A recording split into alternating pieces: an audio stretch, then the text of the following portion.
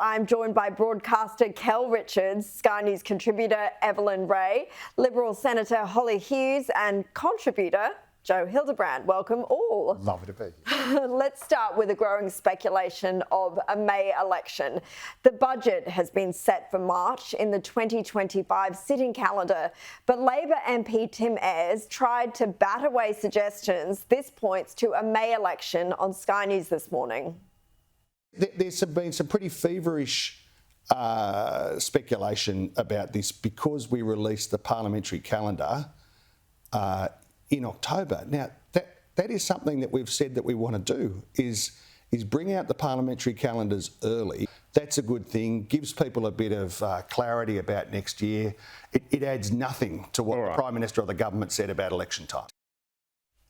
Joe, it's been reported Labor is planning to take childcare and Medicare reforms to the election. Are these vote winners, do you think? And what do you make about the date speculation? Well, obviously, anything that Labor says now that it's going to take to the election is probably not what it's going to take to the election. Like, we'll take that. Of course, there will be something about childcare and something about Medicare, but you can pretty much figure out what the government's position is on both of those things because they're foundational Labor policies in and of themselves. So I don't think that's particularly surprising. But I do think, I've said all along that they will go the distance, that they will go, Albo told me himself, and I put it on the front page of the Telegraph, so I hope I'm right, otherwise I'll look pretty stupid. And it's the only option that makes sense, because the biggest policy they're going to want to take to the election, or the biggest announceable that we're going to want to take to the election, is that interest rates are going down and there are more interest rate cuts to come. And the odds of that happening are highest the further forward you go in time. So they will want to call the election as late as possible. So that is the main thing. I do suspect there will be some stuff on education, which this article alluded to, although I think it will probably go beyond childcare and early learning education. But maybe we'll finally get universal preschools. He's sort of flagged that anyway. And we all know that Dom Perrottet and Daniel Andrews and Chris Minns basically doing it already. So I think that will be something. But I believe there might be something more on education. But he'll want to pull out a few stops, I imagine, because he's got to reset. He's got to do a sort of hard reset on the government's agenda, put the annus horribilis of 23 and 24 behind him and get out on the front foot again. Holly, look, if we don't get an interest rate cut before May or whenever this election is called, that's going to be a bit of trouble for Albanese. It's clearly what they're hanging out for, and it's clearly that is what they're pinning all of their electoral hopes on, is that there will be a rate cut before we go to the election. Now, what's interesting is that childcare reforms, well, they're already purporting, Joe, that they've already massively fixed childcare. So I don't know where they're going with that. It's already Medicare, of course. Medicare, it sounds like they just tried to do an NBN scare campaign. Maybe they're starting to get in early for a Mediscare campaign, Mark 2. How would you know? But again, it's all big spending agenda items. So that's not going to help the Reserve Bank lower interest rates. So it could be, they may not get that self-fulfilling prophecy that they want, that there may not be the rate cuts that they're hoping for. Kel, the other interesting thing that I noticed in this report was that Albanese's taken yet another swipe at Peter Dutton. He said that his election policies will unite the nation and that Australians are exhausted by negative politicians that fight each other instead of fighting for them. That'd be the same guy that hurled the insults at Angus Taylor in Parliament this week, saying that he had Tourette's, right? That's right. Look, he's been using that label for Dutton for a long time. Every time he stands up in the House, he talks about his negativity. But talking about it doesn't persuade us that Dutton is negative, because Dutton comes out with things like, well, I will go nuclear, I will do this, I will actually cut immigration. Whereas we saw these people say they're going to cut immigration and they're still 100,000 over what they said they'd get to. So him saying negative doesn't actually persuade us that Dutton is going to be negative. He's got two problems.